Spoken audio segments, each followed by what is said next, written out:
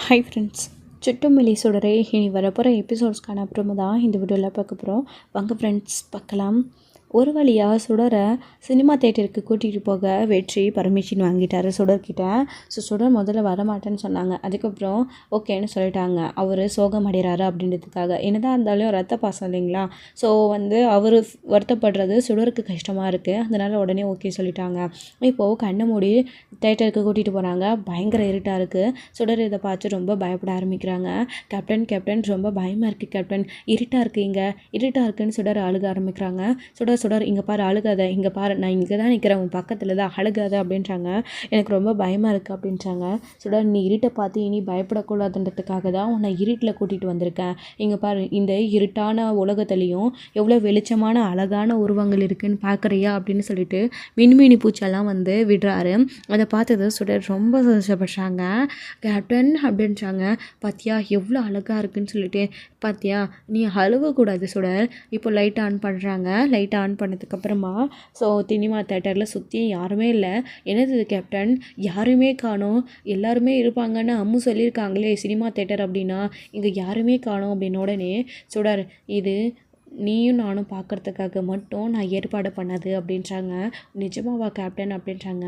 ஆமாம் சுடர், கூட்டத்தில் நெரிசலில் எதுக்கு, உனக்காக நான் கஷ்டப்பட்டு யாரையுமே இல்லாமல் அரேஞ்ச் பண்ணியிருந்தேன் அப்படின்றாங்க. அப்படியா கேப்டன், ரொம்ப தேங்க்ஸ் கேப்டன். ஆனால் நான் வராமல் போயிருந்தா எல்லாமே வேஸ்ட்டாக போயிருக்கோம்ல. இன்றைக்கி எனக்காக யாரையுமே சினிமா தேட்டருக்கு வர விடாமல் மொத்த சினிமா தேட்டரையும் விலைக்கு வாங்கின மாதிரி எனக்காக மட்டுமே ஏற்பாடு பண்ணியிருக்கீங்க. அப்போ நான் வராமல் இருந்திருந்தால் எல்லாம் வேஸ்ட்டாக போயிருக்கோம் இல்லை கேப்டன் அப்படின்னுவோம். ஆமாண்ட சுடர் அப்படின்றாங்க. அதான் நான் வந்துட்டேன் கேப்டன் அப்படின்றாங்க. சரி உட்காரு அப்படின்னு, உனக்கு என்ன படம் பிடிக்கும் சொல்லு, உனக்கு பிடிச்ச படமாக போடலான்னு சுடருக்கு பிடிச்ச படத்தை கேட்டு அந்த படத்தையே வெற்றி போட சொல்கிறாரு. சுடர் அதை பார்த்துட்டே இருக்கும்போது வெற்றி ஸ்நாக்ஸ் எல்லாம் வாங்கிட்டு வரதுக்காக போகிறாங்க. எந்த கேப்பில் போய் வாங்கிட்டு வந்தீங்க சார் கேப்டன் அப்படின்றாங்க. நான் போனது கூட தெரியாமல் நீ அவ்வளோ மெய்மாக இருந்து படம் பார்த்துட்டு இருந்தியா அப்படின்றாங்க. ஆமாம் கேப்டன், எனக்கு ரொம்ப பிடிச்சிருந்துச்சு படம், நான் அவ்வளோ சீரியஸாக பார்த்துட்டு இருந்தேன் அப்படின்னு சொல்கிறாங்க. சரின்னு சொல்லிவிட்டு அதுக்கப்புறம் தேட்டர் பார்த்துட்டே இருக்காங்க. அடுத்து பாட்டு வருது. பாட்டுக்கு 2 பேரும் பயங்கர ஆட்டம் ஆடுறாங்க. ரொம்ப ஹாப்பியாக இருக்காங்க. மலையில் எப்படி சந்தோஷமாக இருந்தாங்களோ அதே மாதிரி சுடரும் வெற்றியும் அந்தளவுக்கு சந்தோஷமாக இருக்காங்க. அதுக்கும் ஒரு மணி மேலே போய் மேலே அந்த ஸ்டேஜில் ஏறி ஸ்க்ரீன் தெரிகிற இடத்துல அந்த இடத்துல நின்று ஆட்டம் போடுறது இவங்களுடைய அலப்பறை கொஞ்சம் நஞ்சம் இல்லை, பயங்கரமாக ஆட்டம் போடுறாங்க. அடுத்து கொஞ்சம் நேரத்துலேயே படம் முடிய ஆரம்பிச்சிடுது. கேப்டன் வீட்டுக்கு போகலாமா, நேரம் ஆகுது அப்படின்னு சொல்கிறோம். சரிடா வா போகலாம் அப்படின்றாங்க. கரெக்டாக வெற்றி டைமுக்கு சுடரை கூட்டிகிட்டு விடுறாங்க. பாய் கேப்டன் அப்படின்னு சொல்லிட்டு சுடரும் வராங்க. அம்முக்கு தெரியாமல் நம்ம நிறைய விஷயம் செய்கிறோம், கேப்டன் கிட்டே பேசக்கூடாதுன்னு சொன்னாங்க, ஆனால் பேசிகிட்ருக்கோம். கேப்டன் கூடவே படத்துக்கெல்லாம் போயிட்டு வரோம். கேப்டன் ஏன் எனக்கு ரொம்ப பிடிச்சிருக்குன்னே தெரியலையே, அவர் எனக்காக நிறைய செய்கிறாரு. மகேஷோட அங்கிள் தானே அவர், மகேஷ் மேலே எந்த அளவுக்கு பாசமாக இருக்காரோ அதே மேலே என் மேலேயும் பாசமாக இருக்கிறாரு. கேட்டால் எனக்கு யாருமே இல்லைன்னு நான் ரொம்ப வருத்தப்பட்டேன், ஆனால் நீ இருக்கல என் மேலே அக்கறைப்படுறதுக்கு, அதனால தான் உன்னை ரொம்ப எனக்கு பிடிச்சிருக்குன்னு கேப்டன் சொல்கிறாரு. அவரும் பாவம் தானே, யாருமே இல்லை. இப்போ நாம் கூட அம்மு ஜெயிலுக்கு போயிட்டாங்க அப்படின்னா யாருமே இல்லாமல் தனியாக இருக்கிறோம். அப்போல்லாம் தியா, தருண், மகேஷ் எல்லோரும் கூட எப்படி ஹாப்பியாக பேசுகிறோம். அதே மாதிரி ஸ்கூலில் எல்லாருக்கிட்டேயும் மேடம் கிட்ட எல்லாருக்கிட்டையும் எப்படி பேசுகிறோம் அதே மாதிரி தான் இல்லை கேப்டனும். அவருக்கு இவ்வளோ நாளாக யாருமே இல்லாமல் மகேஷ் கூடயும் மகேஷ் அப்பா கூடயும் அவங்களோட ஃபேமிலி கூட மட்டுமே பேசிகிட்டு இருந்திருப்பார், புலிக்குட்டி அங்கிள் கூடயும் ஃப்ரெண்டாக. இப்போ நான் வந்த உடனே என்கிட்ட பேச ஆரம்பித்தார், நானும் அவர்கிட்ட பேச ஆரம்பித்தேன். அதனால தான் கேப்டன் என்கிட்ட அவ்வளோ பாசமாக இருக்கார் போல இருக்குது அப்படின்னு சுடர் இந்த மாதிரி நினச்சிட்டு வீட்டுக்கு வராங்க. அம்முக்கு தெரிஞ்சு அம்மா ரொம்ப கஷ்டப்படுவாங்க அப்படின்னு சொல்லிட்டு, இருந்தாலையும் பரவாயில்ல, அவருக்குன்னு யாருமே இல்லை, நிறைய கஷ்டப்படுறாரு, ஒரு சில நேரத்தில் போய் சொல்லலாம், நல்லவங்களுக்கு ஹெல்ப் பண்ணலான்னு அம்மா சொல்லியிருக்காங்கல்ல, அந்த மாதிரி தான் கேப்டனும் ரொம்ப ரொம்ப நல்லவர்னு நினச்சிக்கிட்டு அதுக்கப்புறமா வீட்டுக்கு கரெக்டாக டைமுக்கு ஸ்கூல் முடிஞ்ச உடனே கரெக்டாக வீட்டுக்கு வந்துடுறாங்க. அதுக்கப்புறமா என்ன சொல்கிறாரு, பயங்கர ஹாப்பியாக இருக்குது போல இருக்குது அப்படின்னுமோ. ஆமாம் அப்படின்றாங்க. என்ன ஸ்கூலில் ஃப்ரெண்டோடு சேர்ந்து ஜாலியாக விளையாடினியா அப்படின்னுமோ. ஆமாம் அப்படின்னு எல்லாத்துக்கும் தலையை ஆட்டுறாங்க. அடுத்த சுடருக்கு ஹோம்ஒர்க் சொல்லி கொடுத்துட்ருக்காங்க. இன்னொரு சைடு வெற்றியும் வீட்டுக்கு போகிறாங்க. வீட்டுக்கு போன உடனே கர்ணா கேட்குறாரு, என்ன வெற்றி 2 நாளாக ஆளையே காணும், எங்கே போயிருந்தேன் அப்படின்னுவோம். ஒன்றும் இல்லை கர்ணா, முக்கியமான வேலையாக போயிருந்தேன் அப்படின்றாங்க. அப்படியா, சரி அப்படின்றாங்க. சரிவா உட்கார சாப்பிட்லான்றாங்க. அப்போ சாப்பிட உட்கார வராங்க. மகேஷும் மேலேருந்து வராங்க. அங்கிள் அப்படின்னு உடனே வா மகேஷ் சாப்பிட்லாம் அப்படின்னு உடனே அவரும் உட்கார்றாங்க மகேஷும். அப்புறம் எல்லாருமே உட்காந்து சாப்பிட்டுட்ருக்காங்க புலிக்குட்டி எல்லாருமே. அப்போ வந்து சுடருடைய வீட்டுக்கு நம்ம போயிருந்தோம் இல்லைப்பா, அவங்க வீடு சின்னதாக இருந்தாலும் ரொம்ப நல்லா இருந்தது இல்லைப்பான்னு மகேஷ் பேச ஆரம்பிக்கிறாரு. ஆமாம் நல்லா இருந்துச்சு அப்படின்ட்டாங்க. ஆனால் அவங்க அம்மு ஃப்ரெண்டை தான் நீங்கள் பார்க்க முடியாமல் போயிடுச்சு, பார்த்துருந்தா இன்னும் ஜாலியாக இருந்திருக்கும்ப்பா அப்படின்றாங்க. வெற்றிக்கு இப்படி சொல்லும்போது தலைக்கிறது. டே வெற்றி பார்த்துடா அப்படின்னு சொல்கிறாங்க. சாப்பிடும்போது இவன் ஏன் இந்த பேச்சு எடுக்கிறான், அபியை பற்றி ஏதாச்சும் பேசி எடுத்துருவானோ, கர்ணாவுக்கு ஏதாச்சும் சந்தேகம் வந்துட போதோ அப்படின்னு நினச்சிட்டே இருக்காங்க. அடுத்த நிமிஷமே அவங்க அம்மா ஃப்ரெண்டுக்கு கொஞ்சம் உடம்பு சரியில்லை அப்பா, அதனால தான் அவங்க உள்ள ரெஸ்ட் எடுத்துகிட்டு இருந்தாங்க போல இருக்கு குளிச்சுட்டு அப்படின்றாங்க. என்னாச்சு, ஏன் அவங்க உடம்புக்கு என்னாச்சு அப்படின்னு உடனே அது வந்து யாரோ அவங்க அம்முவை அப்படின்னு சொல்ல வராங்க. மகேஷ் அப்படின்றாங்க. சாப்பிடும்போது பேசக்கூடாது, பேசாமல் சாப்பிடு அப்படின்றாங்க. கர்ணாவுக்கு 1008 வேலை இருக்கும் பாரு, ஃபோன் கூட அடிக்குது, நீ சாப்பிடு அப்படின்றாங்க. எனக்கு என்ன மகேஷை விட முக்கியமான வேலை வெற்றி சொல்லு அப்படின்றாங்க. அடுத்து ஃபோன் அடிக்குது பாரு, எடுத்து பேசு நீ. உடனே ஃபோன் அட்டன் பண்ணி பேசுகிறாங்க. ஃபோன் அட்டன் பண்ணி பேசினதுக்கப்புறமா எனக்கு முக்கியமான வேலை இருக்குது, நான் கிளம்புறேன் மகேஷ், நீ சாப்பிட்டுட்டு வீட்டில் ஸ்வேதம்மா கூட விளையாடிட்டுரு, நான் வரேன்னு சொல்லிட்டு வரேன் வெற்றின்னு சொல்லிட்டு கிளம்பிடுறாங்க. அப்பாடா எப்படியோ நல்ல வேலை, ஜஸ்ட்டு மிஸ்ஸு. அபியை பற்றின விஷயத்த கொஞ்சமாச்சும் டவுட் வர மாதிரி கர்ணாவுக்கு சொல்லியிருப்பான் மகேஷ், தப்பிச்சிட்டோம். அப்புறம் சின்னதாக டவுட் வந்தால் கூட கர்ணா கண்டுபிடிச்சி ஏதாச்சும் ஒன்று பண்ணியிருப்பான் அப்படின்னு பயப்படுறாங்க வெற்றியுமே. இப்போது ஏன் அங்கிள் என்னை டேடிக்கிட்ட அவங்க அம்மா ஃப்ரெண்டை பற்றி சொல்ல விடாமல் தடுத்தீங்க அப்படின்னுமோ. வேண்டாம் மகேஷ் சொல்கிறாரு, அவங்க அம்மா ஃப்ரெண்டை நினச்சி எவ்வளோ பயப்படுறா, அவங்க அம்மா ஃப்ரெண்டு கூடவே இருக்கணும், அவங்க அம்மா ஃப்ரெண்டுக்கு எதுவும் ஆகிடக்கூடாதுன்னு. நீ இந்த விஷயத்தை பற்றி டேடிக்கிட்ட சொல்கிறதுனால ஏதாச்சும் ப்ராப்ளம் வந்துடுச்சுன்னா அப்படின்றாங்க. அப்பா கிட்ட சொல்கிறதுனால என்ன அங்கிள் பிரச்சனை வந்துட போகுது அப்படின்னுமோ. இல்லை மகேஷ், நான் ஒரு பேச்சுக்கு சொல்கிறேன், சுடருக்கு இதெல்லாம் தெரிஞ்சால் வருத்தப்படவாளா, முக்கியமாக ஜெயிலில் அவங்க அம்மா இருந்தாங்கன்னு யார்கிட்டையுமே சொல்லாமல் தானே இருக்கா. நீ இப்போது உன் டேடிக்கிட்ட சொல்ல போய் உன் டேடிக்கு விஷயம் தெரிஞ்சு ஆரம்பிச்சிருச்சுன்னா சுடர் வருத்தப்படுவாள், ரொம்ப ஹர்ட் ஆவா, அப்புறம் உன்கிட்ட ஃப்ரெண்ட்ஷிப்பையே பேசாமல் கட் பண்ணிடுவாள் அப்படின்னுமோ.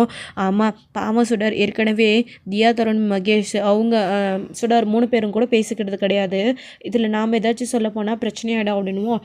ஆமாம் அதான் நீ டீட்டெயிலாக எதுவுமே இனி சொல்லக்கூடாது அப்படின்னுவோம். சரிங்க அங்கிள் அப்படின்னு மகேஷும் சொல்லிவிட்டு 2 பேரும் சாப்பிட்டுட்டு எந்திரிச்சும் கிளம்பிடுறாங்க. அப்புறம் ரூமுக்குள்ளே புலிக்குட்டி வராரு. என்னடா வெற்றி பயங்கர ஹாப்பியாக இருக்க போல இருக்குது அப்படின்னுவோம். ஆமாண்டா, என் பொண்ணு சுடர் கூட நான் ரொம்ப நாள் கழிச்சு ரொம்ப ஹாப்பியாக இருந்தேன். அன்றைக்கி கூட அவங்க வீட்டுக்கு போயிருந்தப்போ அப்படி தான் இருந்தேன். இப்போவும் சுடர் சினிமா தேட்டருக்கு போகணுன்னு ஆசைப்பட்டதுனால கூட்டிகிட்டு போனேன்னா ரொம்ப சந்தோஷப்பட்டாடா. சுடர் இவ்வளோ சந்தோஷப்பட்டு நான் பார்த்ததே இல்லை அப்படின்றாங்க. பரவாயில்லடா வெற்றி, சுடர் பிறந்ததுலேருந்தே ரொம்ப கஷ்டத்தை அனுபவிச்சிருக்கா. ஆனால் நீ இப்போ சுடருக்கு பக்கபலமாகவும் கூட நின்று அப்பான்னு தெரியாமே உன் பொண்ணுக்காக நீ நிறைய விஷயம் செய்கிற, அதனால சுடரும் ரொம்ப சந்தோஷப்பட்டிருக்கடா. இதெல்லாம் பார்க்கும்போது எனக்கு சந்தோஷமாக கூட தான்டா இருக்குது. பழைய வெற்றியாக இது, வெற்றி இப்படி மாறிட்டானேன்னு எனக்கு கூட ஒரு மாதிரி அதிர்ச்சியாக தான்டா இருக்குது வெற்றி ஒன்று நினைக்கும் போது அப்படின்றாங்க. என் பொண்ணு சுடர்றா, அவளுக்காக இந்த அளவுக்கு கூட நான் மாற்றிக்கலைன்னா எப்படி அப்படின்றாங்க. ஆமாண்டா, பெத்த பிள்ளைங்களுக்காக எல்லாத்தையும் மாற்றுற அப்பாவை உன்னையும் நான் நேரில் பார்த்துருக்கேன்னு நினைக்கும் போது சந்தோஷமாக இருக்குடான்னு பேசிகிட்டு இருக்காங்க.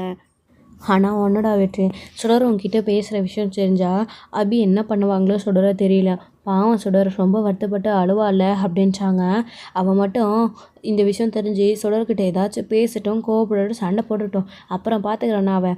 கொஞ்சம் கூட நான் யோசிக்கவே மாட்டேன். சுடர் இல்லாதப்போ நேராக அவகிட்ட போய் எல்லா விஷயத்தையும் நான் சொல்லிவிடுவேன். அப்புறம் வருத்தப்பட வேண்டியது நாம கிடையாது, அவள் தான் அப்படின்றாங்க. டே அவசரப்பட்டு எதுவும் சொல்லிடாதரா வெற்றி, அவங்க இருக்கிற மனநிலை உனக்கு நல்லாவே தெரியும்ல. இப்போ தான் நெஞ்சில் குண்டு அடிப்பட்டு அவங்க வந்திருக்காங்க. நீ போய் இந்த விஷயத்த சொல்கிறதுனால அவங்க ரொம்ப அதிர்ச்சி ஆகிட்டாங்கன்னா, ஏன்னா 10 வருஷமாக இந்த விஷயத்தை பற்றி உங்ககிட்ட சொல்லாமே அவங்க மூடி மறைச்சிருக்காங்க. நீ போய் சொல்லிட்டீன்னா அப்புறம் அவசரப்பட்டு அவங்களுக்கு ஏதாச்சும் வலி இது வந்துட போதுரா. பாவண்டா சுடருக்கு அவங்க அம்மா மட்டும்தான் இருக்காங்கன்னு சுடர் நினச்சிட்ருக்கா. அவள் அம்மா ஃப்ரெண்டு மேலே அவள் உயிரே வச்சுருக்கா. அவள் அம்மா இல்லைன்னா அப்புறம் சுடரோட நிலமையை யோசிச்சு பாருடா. ஏற்கனவே உனக்கே நல்லா தெரியும் அவருடைய அண்ணன் குடும்பத்தில் என்ன பிரச்சனை நடந்துகிட்ருக்குன்னு. ஒரே வீட்டில் இருந்தால் கூட சுடரும் அபியும் தனித்தனியாகவும், மகேஷ், தியா, இதோ அவங்களுடைய அம்மா அப்பா அத்தை மாமா எல்லாருமே அவங்க தனியாக இருக்காங்க. இப்போவே அவங்க அத்தை இந்த அளவுக்கு பார்க்குறாங்க. சுடருக்குன்னு யாருமே இல்லைன்னா அப்புறம் நீ யோசிச்சு பாரு அவங்க சுடரை எந்த அளவுக்கு நடத்துவாங்கன்னு. பாவண்டா சுடர், இன்னும் மனசு ரொம்ப உடஞ்சி போயிடுவா அப்படின்ட்டாங்க. புரியுதுடா, அந்த ஒரு காரணத்துக்காக தான் நான் பொறுமையாக இருக்கேன். ஆனால் சுடர்கிட்ட ஏதாச்சும் அவள் கோவமாக பேசினா அப்புறம் நான் அவளை பார்த்துக்கிறேன். பொறுமையாகவாச்சும் அவளுக்கு எடுத்து சொல்லி புரிய வச்சிருவேன். சுடர்க்குன்னு யாரும் இல்லை, நீ எப்படி நான் நினைக்கலாம். அவள் அம்மாவுக்கு அடுத்தது நான் இருக்கேன்டா, நான் இருக்கேன் அப்படின்றாங்க. புரியுதுடா வெற்றி, நீ இருக்க, சுடருக்கு நீ இருக்க, நீ பார்த்துப்ப. ஆனால் அம்முக்கு அப்புறம் நீ போய் நான் தான் உன் அப்பா, உனக்காக நான் இருக்கேன்னு சொன்னால் சுடரோட ரியாக்ஷன் அப்போ யோசிச்சு பாருடா. ஏற்கனவே கவலையில் இருக்கிற குழந்தைகிட்ட நீ போய் நான் தான் உன் அப்பான்னு சொன்னால் சுடரை யோசிச்சு பாரு. ஏற்கனவே ஆரம்பத்துலேருந்தே அப்பானா இப்படி தானே அவளோட மனநிலை இருக்கும்போது நீ தான் போய் அப்பான்னு சொன்னீன்னா சுடர் உன்னை எப்படி கேப்டனாக ஏற்றுப்பாளா இல்லை அப்பாவாக ஏற்றுப்பாளா? அப்பான்னு முகத்துக்கு நேராகவே அப்பா வேண்டாம் அப்படின்னு சொல்லிட்டு இருக்க சுடர்கிட்ட போய் அப்பான்னு சொன்னால் என்ன ஆகுன்றதை யோசிச்சுப்பாரு. அது மட்டும் இல்லாமல் அவ்வளோ ஈஸியாக கேப்டனாக இருந்த நீ இப்போது சுடரோடைய அப்பாவாக ஆயிட்ட அப்படின்னா அவருடைய மாமா தான் இதுக்கு ஒத்துப்பாரா? கண்டிப்பாக அவியோட அண்ணனுக்கு உன்னை பற்றி நல்லாவே தெரியும். நீ தான் கேப்டன் அப்படின்னா அவர் கூட கண்டிப்பாக சுடரை உன்கிட்ட நெருங்க விட மாட்டுறடா. உன்னை சுற்றி பல ஆபத்துகள் இருக்குடா வெற்றி, யோசிச்சுப்பாரு அப்படின்னு புலிக்குட்டி சொல்கிறாங்க. அது என்னமோ உண்மைதான்டா, அவள் பண்ண தப்புக்கு சுடரை ஏன் பாதிக்கப்படணும்? பாவண்டா, அவளே ஏற்கனவே இருந்தாலும் ரொம்ப கஷ்டப்படுறா. எனக்கு என்னமோ கர்ணா மேலேயும் கொஞ்சம் சந்தேகமாகவே இருக்குடா கொஞ்ச நாளாக புலிக்குட்டி அப்படின்றாங்க. என்ன விட்டு திடீர்னு கர்ணா மேலே உனக்கு சந்தேகம்? யார் என்ன சொன்னாலும் கர்ணாவை பற்றி நம்பவே மாட்டேன், இப்போ நீ எப்படி சொல்கிற அப்படின்றாங்க. ஆமாண்டா, அபியை எதுக்காக அவள் அவார்டு வாங்குற அன்னைக்கு ஒரு ஆளை வச்சு அபியை கொலை பண்ண சொல்லணும்? என்னதான் கர்ணாவுக்கு கோவம் இருந்தாலும் பொறுமையாக இரு, இந்த விஷயத்தில் எதுவுமே பண்ணாதன்னு எத்தனை தடவை சொல்லியிருக்கேன். ஆனால் கொஞ்ச நாளாகவே எனக்கு தெரியாமல் கர்ணா நிறைய விஷயங்கள் செய்கிறான். என்கிட்ட சொல்லாமே அபியை கொலை பண்ணுற அளவுக்கு போயிருக்கான். ஒருவேளை நான் அவளை லவ் பண்ணி கல்யாணம் பண்ணிக்கிட்டேன், எனக்கு தெரிஞ்சால் இதை நான் நடக்க விட மாட்டேன்ற காரணத்தினாலையா என் மேலே அந்த அளவுக்கு கர்ணாவுக்கு நம்பிக்கை இல்லாமல் அவனே எல்லாத்தையும் செய்கிறானா என்னென்னு சத்தியமாக எனக்கு ஒன்றும் புரியல. அதனால தான் அவனுக்கு மேலே சந்தேகமாக வருதுடா எனக்கு அப்படின்றாங்க. என்னமோ தெரியலடா, ஆனால் எனக்கு என்னமோ உனக்கு இப்போ தான் சந்தேகம் வந்திருக்கு. எனக்கு ரொம்ப நாளைக்கு முன்னாடியே அபியை பார்த்ததுலேருந்தே எனக்கு அவங்க அந்த அளவுக்கு தப்பு பண்ணியிருக்க மாட்டாங்க, நம்ம பார்வதி அக்காவை கொலை பண்ணியிருக்க மாட்டாங்கன்னு எனக்கு ஒரு மனசுக்குள்ள ஒரு ஓரமாக இருந்துகிட்டே இருக்குதா வெற்றி. அவங்களும் எந்த தப்பும் செய்யலை, நான் கண்டிப்பாக நான் செய்யாத தப்புக்கு தண்டனை அனுபவிச்சுட்ருக்கேன், உண்மை என்னென்னு நிரூபிச்சுட்டு ஒரு நாள் வெளியில் வந்தே ஆகுன்னு முழு மூச்சாக போராடிட்டுருக்காங்க. அவங்களுக்கான ஆதாரம் கிடைக்கலன்னு அவங்க அழிஞ்சிட்ருக்காங்க. ஆனால் எல்லாருமா சேர்ந்து அவங்களுக்கு பின்னாடி பெரிய கும்பலே இருக்குது, நிறைய விஷயங்கள் அபி செய்கிறாங்கன்னு அவங்க மேலே இல்லாத வீண் பழியெல்லாம் போடுறாங்களோன்னு எனக்கு தோணுதுடா. பாவண்டா, அவங்க தனியாலாம் இருந்துக்கிட்டு இந்த அளவுக்கு போராடுறாங்க. பக்கபலமாக கூட யாருமே இல்லை. சுடர் இருக்கா, சுடருக்காகவாச்சும் அந்த கடவுளை ஒரு நல்ல வழியை காட்டணும்னு தானே நான் நினைக்கிறேன். ஆனால் ஒன்று, தப்பு பண்ணவங்க யாராக இருந்தாலும் கண்டிப்பாக சட்டத்தில் தண்டனை அனுபவிச்சே ஆகணும்னு புலிக்கிட்டேன்னு சொல்கிறாரு. வெற்றியும் இதெல்லாத்தையும் கேட்டுட்டு கோவப்படாமல் அமைதியாக தான் இருக்கிறாரு. ஸோ அதோட இந்த எபிசோடு வந்து முடிச்சிருக்காங்க. அடுத்தடுத்த எபிசோடில் இனி ஏன் நடக்க போகுது, சுடருக்காகவாச்சும் அபிக்கு ஏதாச்சும் நல்லதாக நடக்கணும் அப்படின்னு யாரெல்லாம் நினைக்கிறீங்களோ அவங்க இந்த வீடியோக்குள்ள ஒரு லைக் பண்ணுங்கள், ஷேர் பண்ணுங்கள், கமெண்ட் பண்ணுங்கள், மறக்காமல் பெல் ஐக்கானை கிளிக் பண்ணி வச்சுக்கோங்க.